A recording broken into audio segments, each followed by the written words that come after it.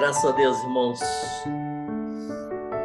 Como nós teremos uma regularidade nesses encontros, o que eu estou querendo fazer hoje é um tapa na roda, por assim dizer. Fazer quase que uma revisão de tudo que já foi dito e manter a ênfase na importância da oração e do jejum, dando um destaque.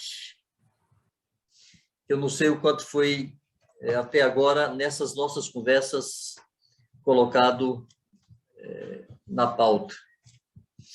Bom, eu queria, entre outras coisas, vou destacar dois aspectos contidos nesta convocação ao jejum e oração. Primeiro, lembrar a eficácia da oração.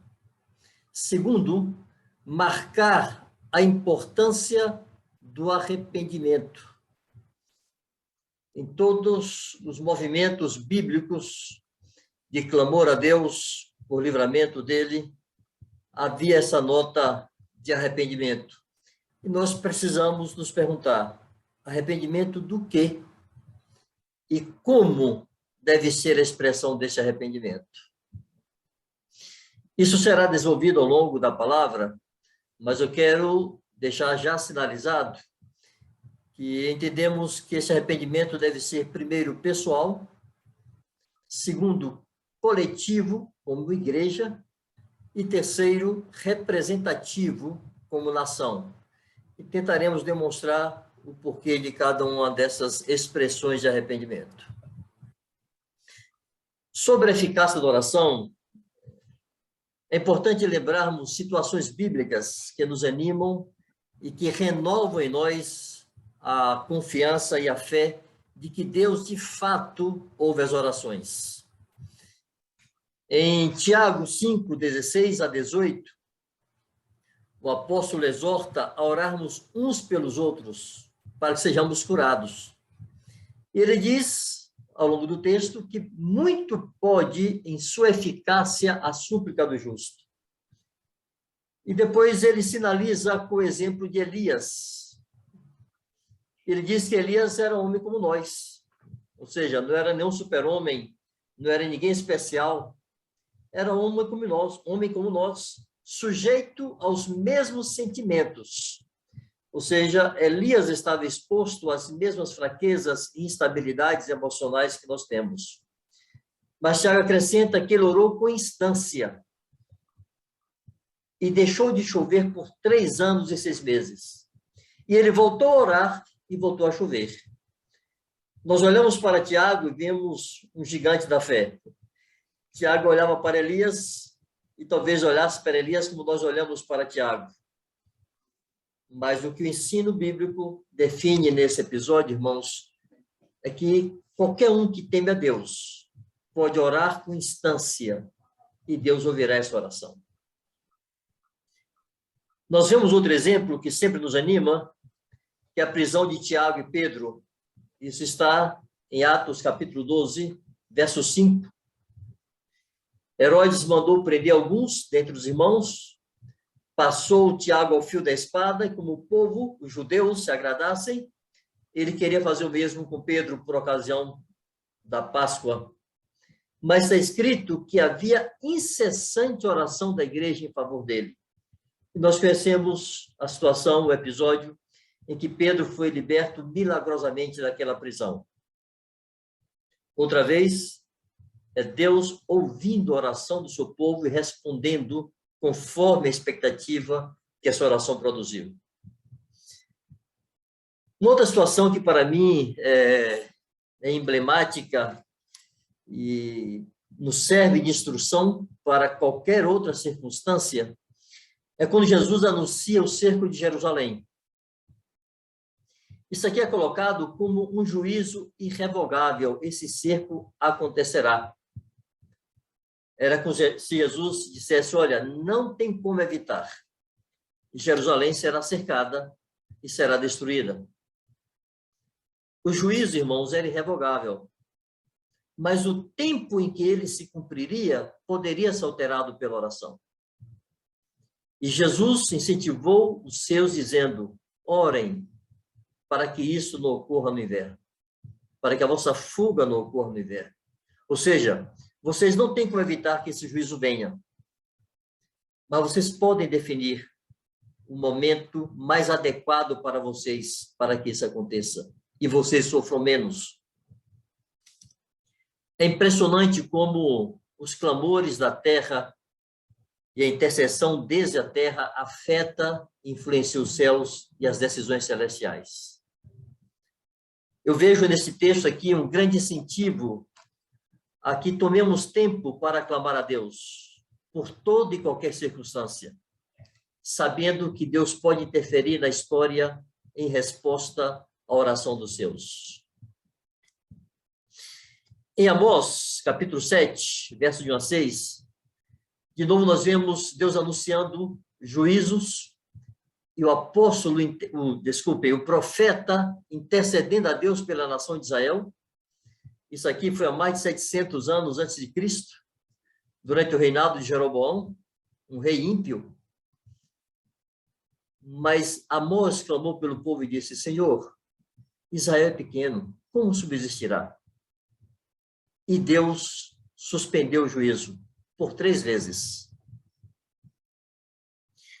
Em Êxodo, capítulo 32, versos 14 e verso 35, vemos Moisés intercedendo pelo povo. E ele o faz de tal maneira que Deus altera o juízo. E Deus deixa de destruir o povo por causa da intercessão de um dos seus profetas. Eu quero repetir, irmãos, a oração da igreja, a oração dos santos, interfere na forma como Deus define e Deus atua e Deus exerce juízo sobre a terra. Então, todas as vezes que nós somos convocados à oração, devemos fazê-lo com essa definição clara em nosso coração. Não há impossíveis para Deus. Não há circunstâncias que Ele não possa alterar. Em resposta à oração, Deus fez o sol parar. José orou e o sol parou. Em resposta à oração, Deus fez o sol voltar. Isaías orou e o sol recuou 25 graus. Eu não sei explicar como é que Deus fez com as leis atmosféricas aí, com as leis celestes, com as leis que regem o universo, mas Deus fez com que o sol recuasse. Amados, não há nada, absolutamente nada, que Deus não possa fazer em resposta à oração dos seus santos, em termos de interferir na terra, interferir nos céus, interferir, inclusive, na nossa galáxia, alterando como ela deveria funcionar. Mas, amados, há um ingrediente que eu quero dar destaque especial hoje, no nosso caso específico de igreja brasileira. Dentro deste tempo que nós estamos vivendo, alguém orou para que o Senhor nos ajudasse a discernir o tempo em que vivemos? E este aspecto, irmãos, é o arrependimento. Eu me lembro que em 2018, a nação brasileira clamou a Deus. Era impressionante, não era apenas os evangélicos, os cristãos, os protestantes, os católicos oraram. O povo em geral orou. Eu vi uma cena que, para mim, foi muito impressionante, um espetáculo de música, e a pessoa queria fazer aquele espetáculo, pediu um tempo e pediu que o auditório orasse para que Deus livrasse o Brasil do fantasma do comunismo ou da ameaça comunista. Irmãos, o povo clamou. O povo em geral clamou. Deus se compadece de qualquer um que se coloque diante dele e implore. Eu testemunhei, enquanto estava no Marrocos, num tempo de seca, o povo se reunia em frente às mesquitas para orar para que Deus fizesse chover. E choveu. O Senhor Deus, disse Jesus, faz vir o sol sobre justos e injustos, e chuva sobre maus e bons.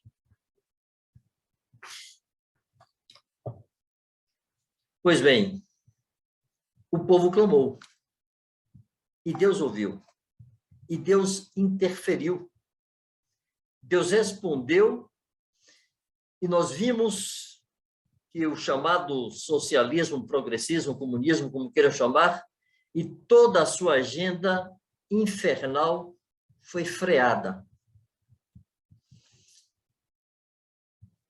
Esse clamor, irmãos, que nós testemunhamos em 2018, lembra um pouco Josafá e a nação de Judá, com medo dos moabitas e amonitas. Nós vemos isso em 2 Crônicas 20, verso 3. Eliseu tem explorado muito esse texto. Como Josafá teve medo da ameaça que se aproximava. A nação brasileira, a igreja brasileira, o povo brasileiro teve medo da ameaça comunista que se aproximava a passos largos. E clamou. E Deus respondeu. Só que naquele clamor, irmãos, faltava esse ingrediente de arrependimento. Havia medo, mas não havia arrependimento. Nem no povo e nem na igreja. Como é que eu sei disso? Depois do livramento, e assim eu tenho visto, livramento de Deus, muitos passaram a atribuir ao presidente da República os méritos que são de Deus. É impressionante como mesmo no meio da igreja as pessoas ficam gritando mito, mito, mito, mito, uma referência ao presidente Bolsonaro. Isso significa que a nação não entendeu. E a igreja talvez não tenha entendido que ali houve a intervenção de Deus na história do Brasil, alterando completamente as circunstâncias, alterando completamente toda a perspectiva política que se vislumbrava aos nossos olhos. Isso me faz lembrar de Neemias, capítulo 9, verso 28. Esse texto eu gostaria de ler. Eu citei os outros, mas esse aqui eu quero ler com vocês. Neemias 9, 28.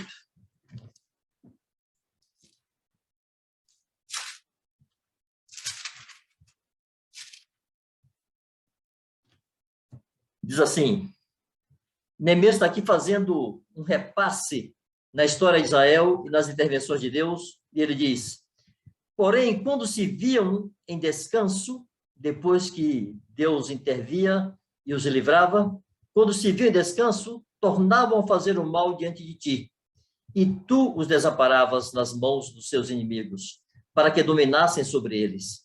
Mas, convertendo-se eles e clamando a ti, tu os ouviste dos céus e, segundo a tua misericórdia, os livraste muitas vezes. Parece uma gangorra. O perigo se aproxima, o povo clama. Deus livra, o povo volta a pecar. O medo toma conta do coração ao ver a ameaça. E o povo clama. E Deus livra, e o povo volta a pecar. Isso evidencia a ausência de uma consciência clara do que é que Deus, de fato, quer produzir em nosso coração. Isso denuncia a ausência de um genuíno arrependimento e de um entendimento de nossa realidade como igreja e como nação.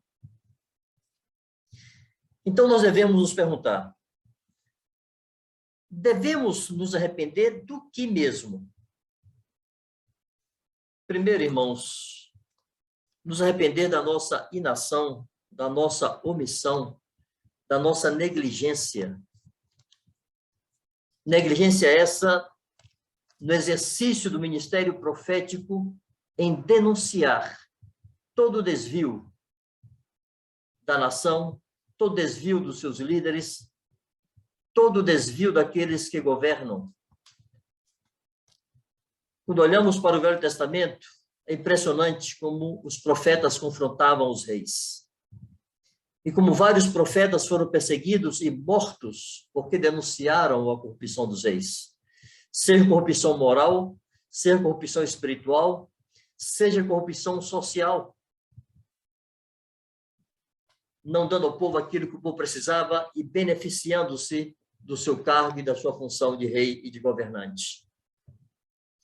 A igreja tem um ministério profético.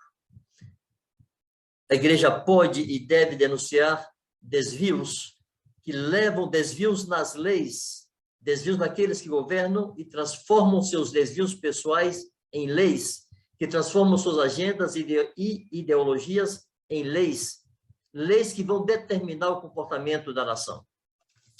É nossa competência denunciar essas coisas.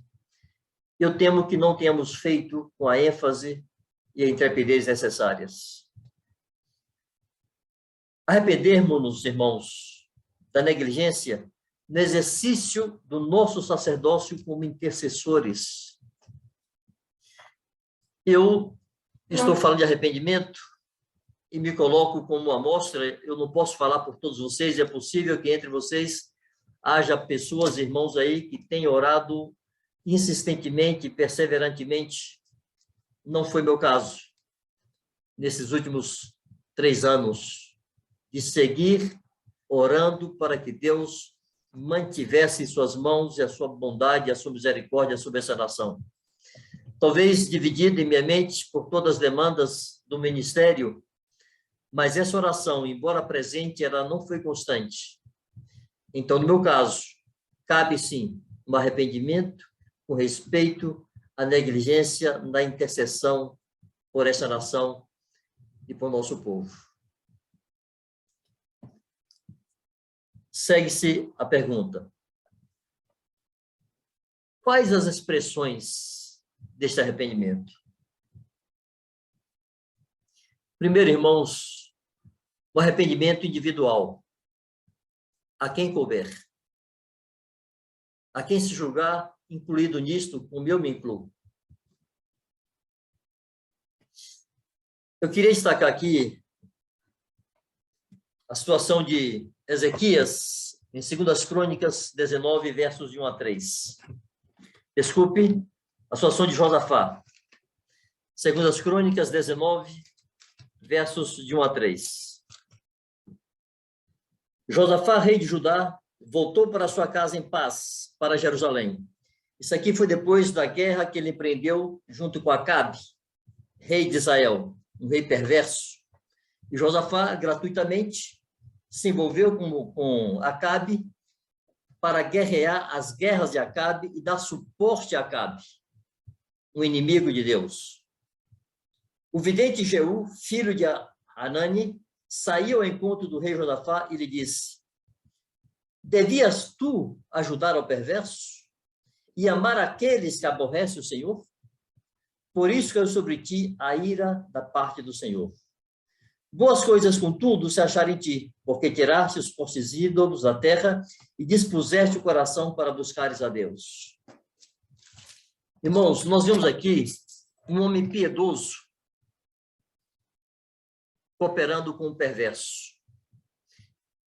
Eu considero a chance, irmãos, de discípulos sinceros, verdadeiros, cooperarem com o sistema iníquo e perverso, às vezes por ignorância, por desconhecimento, às vezes por ingenuidade, às vezes por indiferença ao que se passa ao nosso redor, às vezes por uma mente tendenciosa e formatada ao longo de anos no ambiente acadêmico, o ambiente de trabalho, mas a possibilidade de santos, de homens piedosos, cooperarem com sistemas e com homens iníquos existe.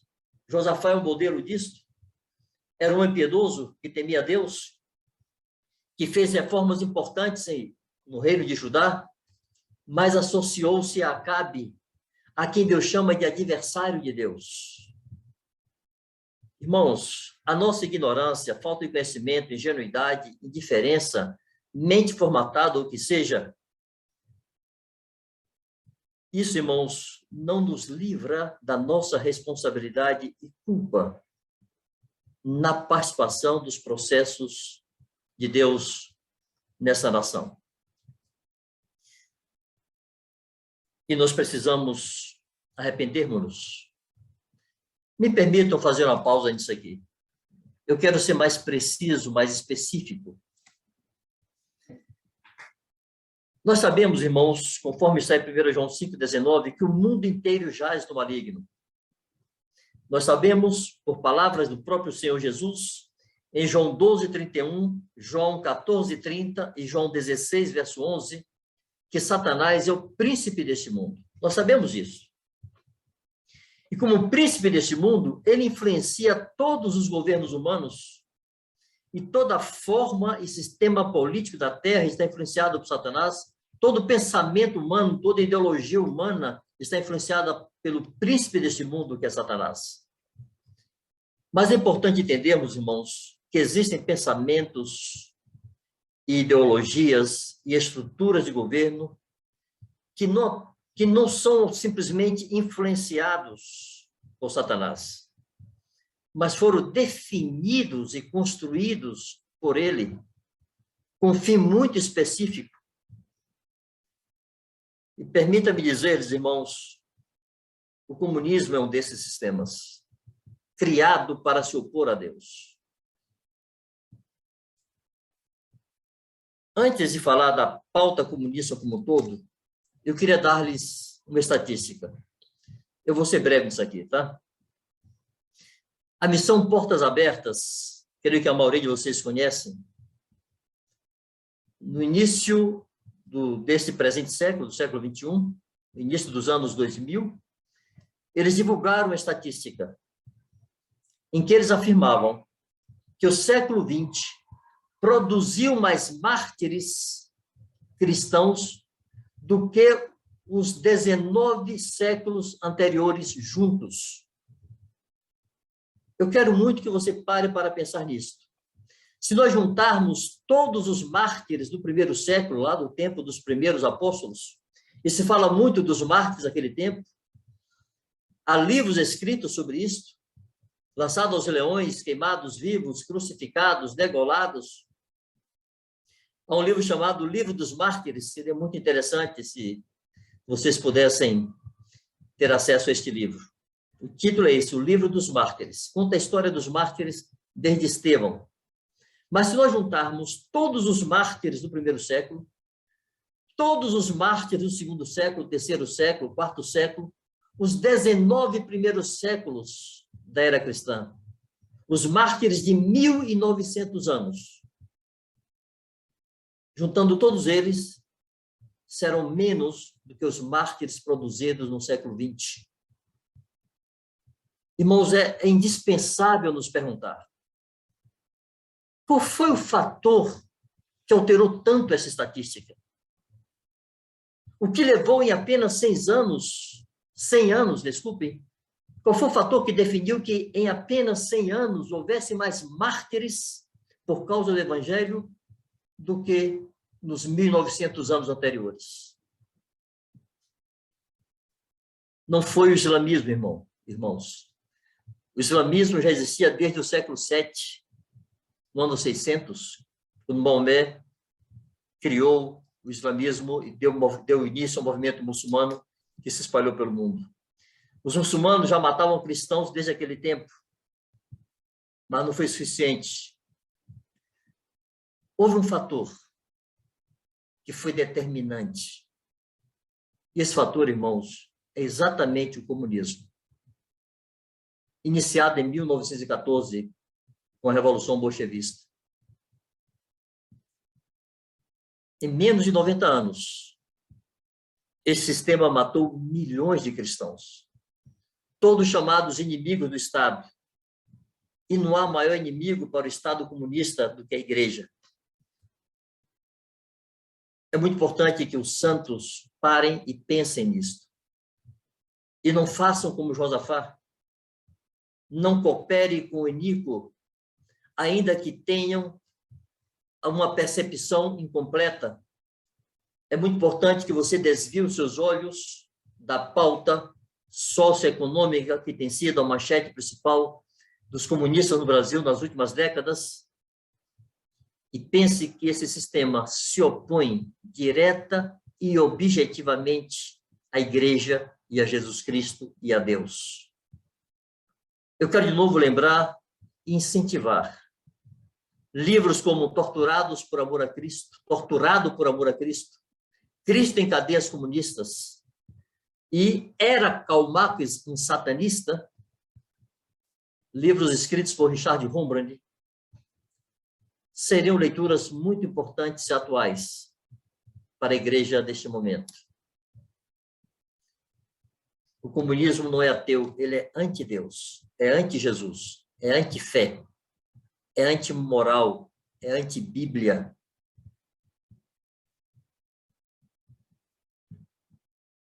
Pois bem, acrescentando-se a isto, irmãos, eu fiz questão de destacar esse aspecto para dizer para vocês, não é uma questão partidária, nem meramente política. É um enfrentamento com as trevas, e o comunismo representa exatamente isto. Trevas infernais sobre qualquer nação onde ele um dia entrou e se impôs. Acrescente-se a isto a agenda chamada progressista. Aborto. Centenas de milhares de bebês mortos, assassinados friamente, sem qualquer opção de defesa. Pense, inclusive, no cinismo da declaração de alguns. Quando se fala em aborto, as mulheres saem pelas ruas com cartazes dizendo: meu corpo, minhas regras.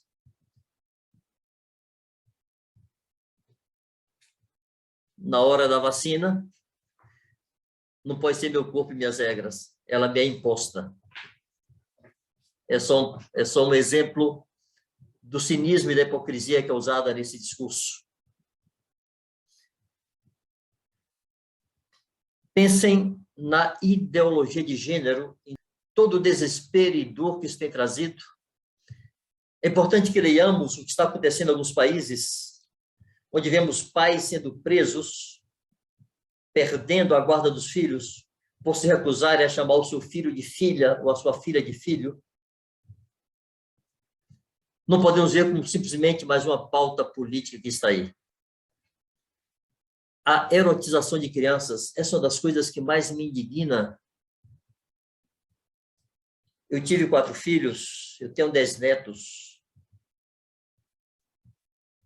Minha neta mais velha tem 12 anos, nunca pisou o pé numa escola.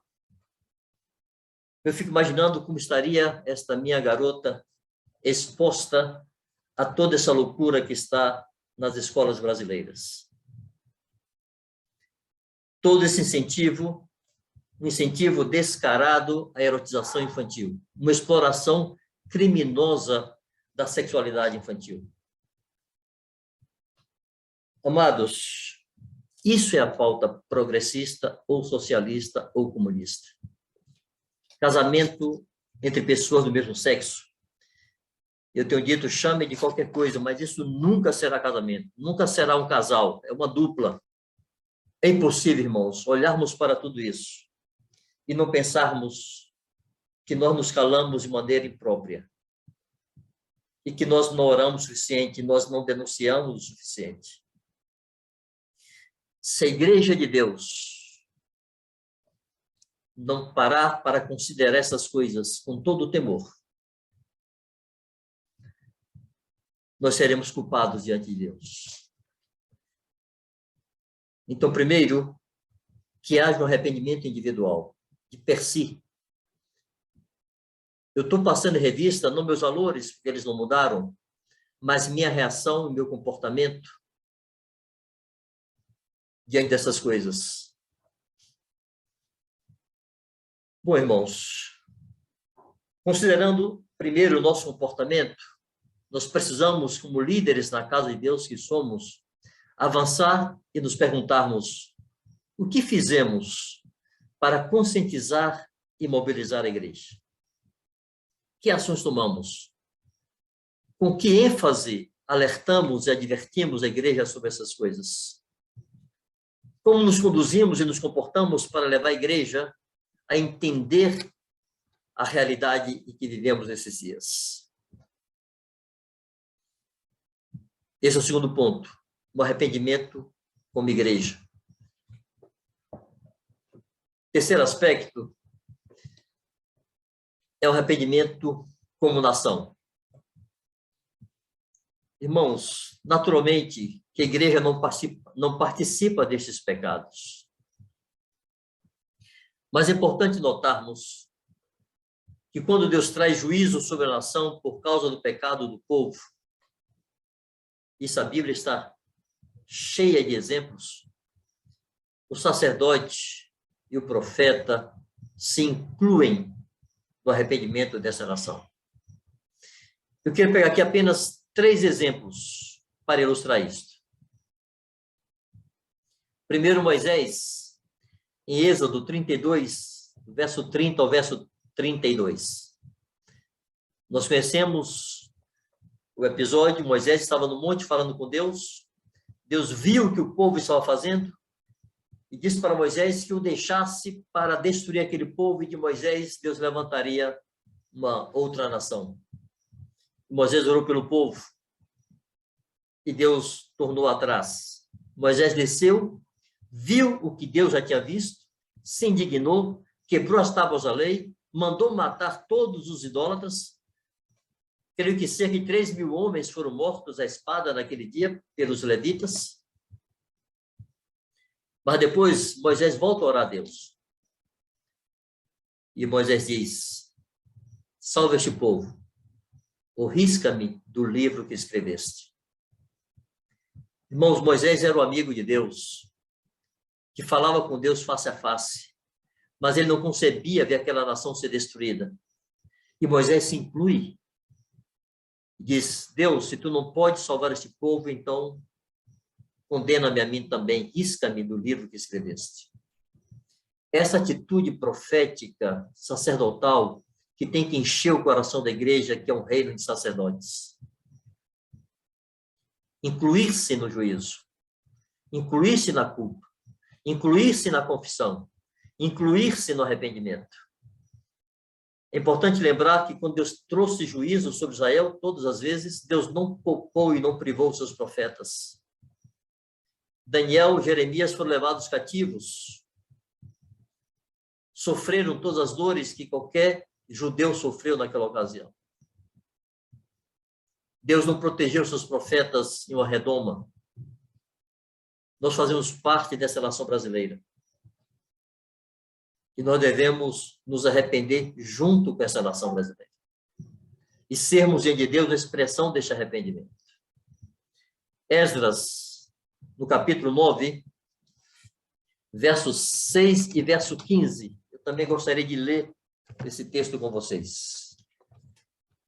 Esdras, capítulo 9, versos 6 e 15.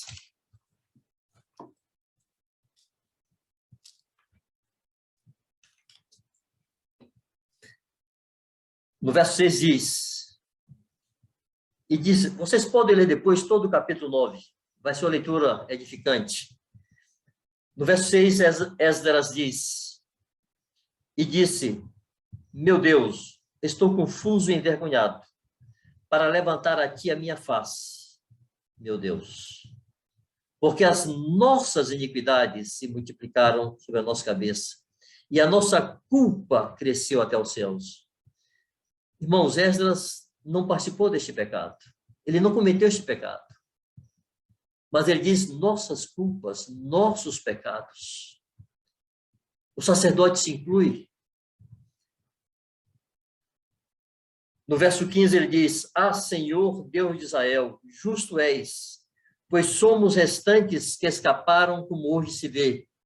Eis que estamos diante de ti em a nossa culpa, porque ninguém há que possa estar na tua presença por causa disto. Nós não podemos, irmãos, olhar para a nação pecadora e nos excluir, e olhar como de fora, como espectadores. Ainda outro exemplo, que eu quero citar, que é de Daniel, capítulo 9, versos de 4 a 10.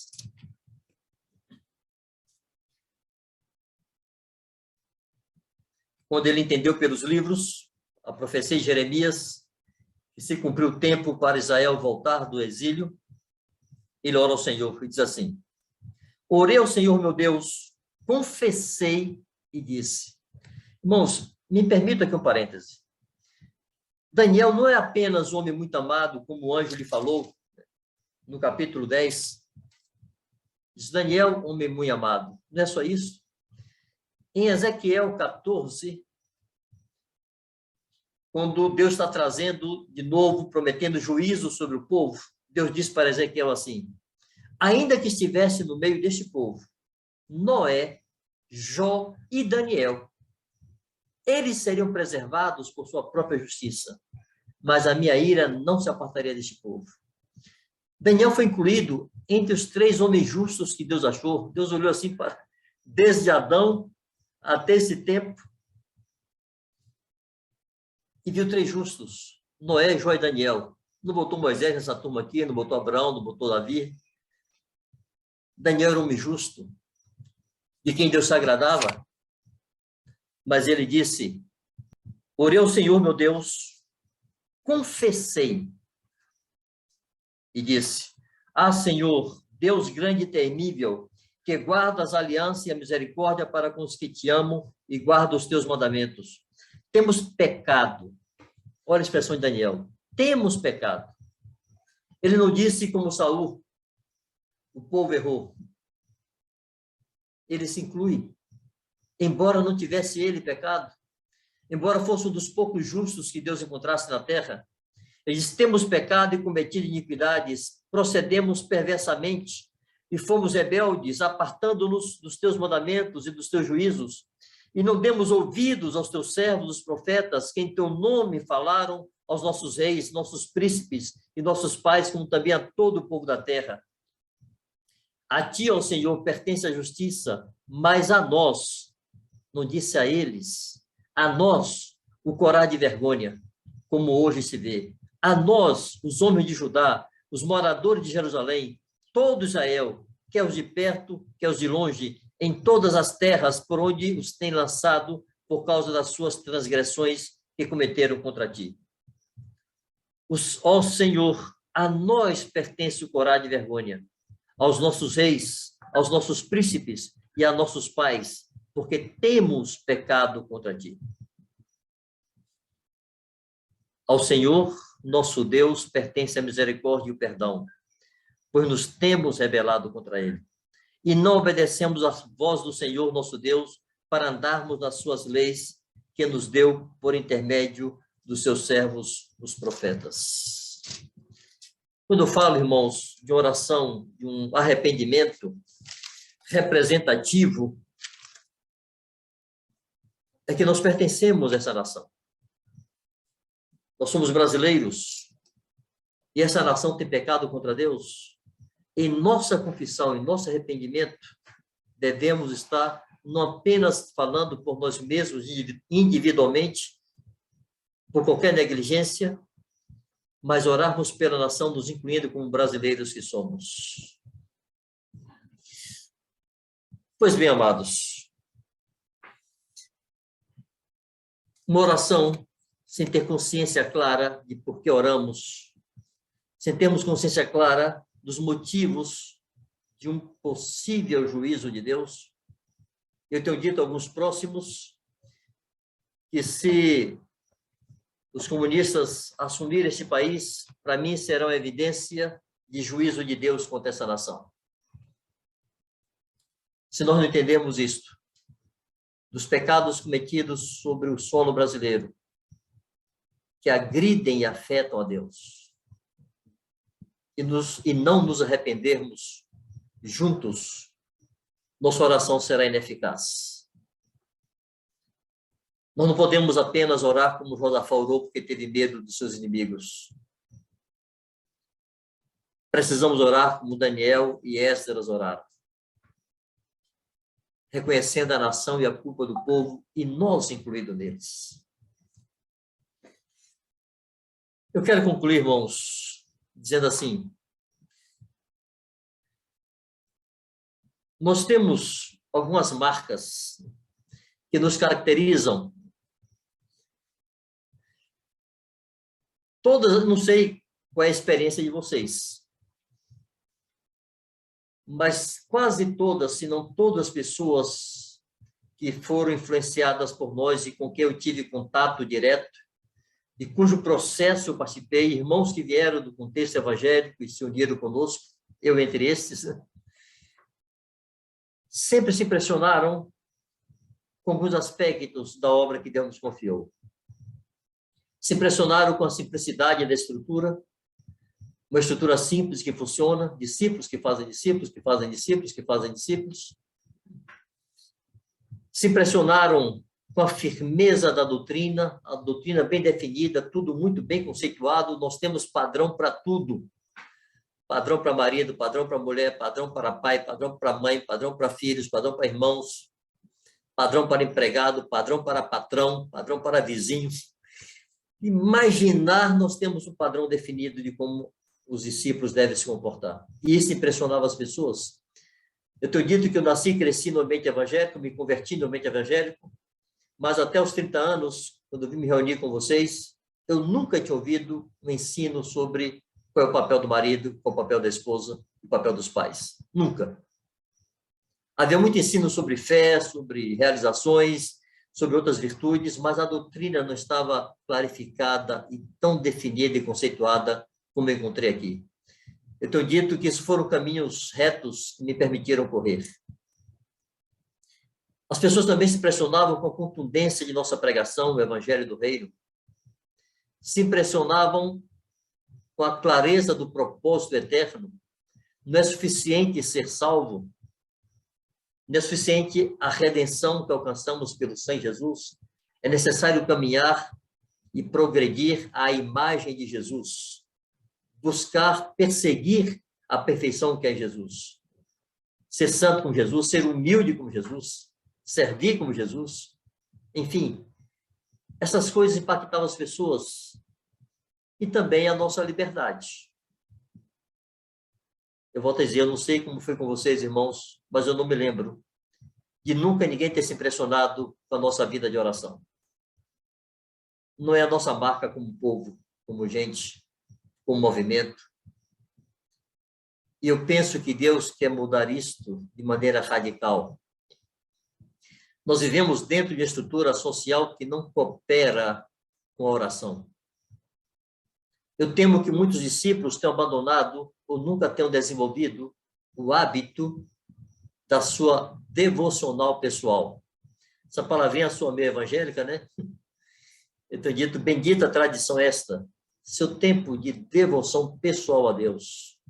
Separar tempo para estar com Deus por causa de Deus, dos interesses de Deus, para adorar ao Senhor, para cultuar ao Senhor, para interceder pela nação, interceder pela igreja, interceder pelas pessoas, interceder pelos irmãos. O ritmo de vida de hoje dificulta muito aquilo que está em Atos 2, que perseveravam unânimes na oração, no partir do pão, na comunhão e na doutrina dos apóstolos, que estavam juntos diariamente, de casa em casa. É muito difícil isso hoje, irmãos. Mas nós precisamos encontrar alternativas dentro de nossa realidade. É um desafio que cabe a nós encarar e vencer. Nós precisamos encontrar formas de individualmente refazermos nossa agenda, refazermos nossos horários, nos perguntarmos com que gastamos as últimas horas ou minutos da noite, como gastamos as primeiras horas ou minutos do dia, que tempo separamos ao longo do dia para buscarmos a Deus. É necessário a revolução pessoal, individual. Nós vemos lá em Atos que Pedro, na hora nona, chamada hora da oração, subiu ao templo para orar. Era 3 horas da tarde e Pedro estava indo orar. Dificilmente alguém vai me encontrar orando 3 horas da tarde. Não tem que ser 3 horas, mas tenhamos nós a nossa hora de oração. Há muito que Deus pode fazer pela oração, irmãos. Muito pode por ser eficaz a súplica do justo. Orar com instância, como Elias orou, e fechou os céus, e orou de novo, e abriu os céus, suspendeu a chuva e liberou a chuva.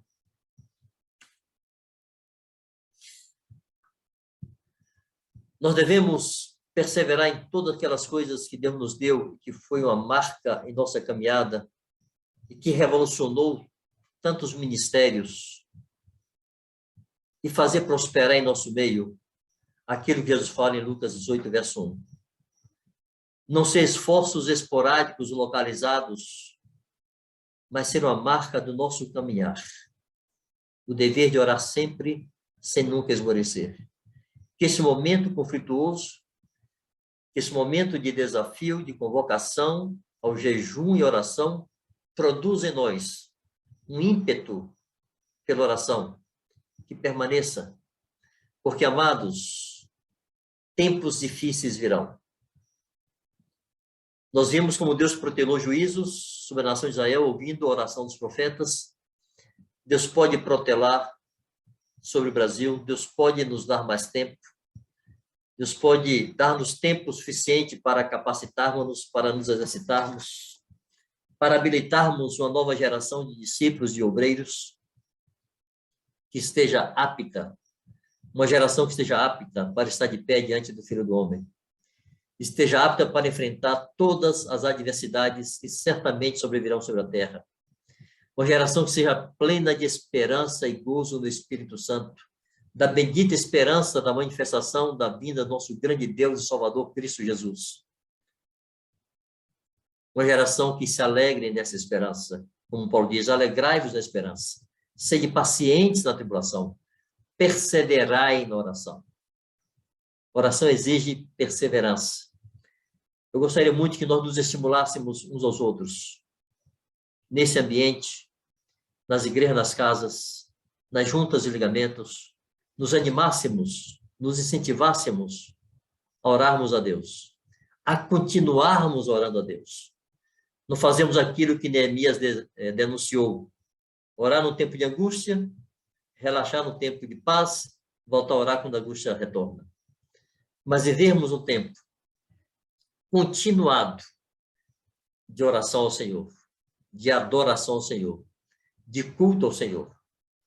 E eu tenho muita confiança, irmãos, que Deus intervirá sobre nossas vidas, Deus intervirá sobre a igreja e Deus intervirá sobre a nossa nação. No nome de Jesus.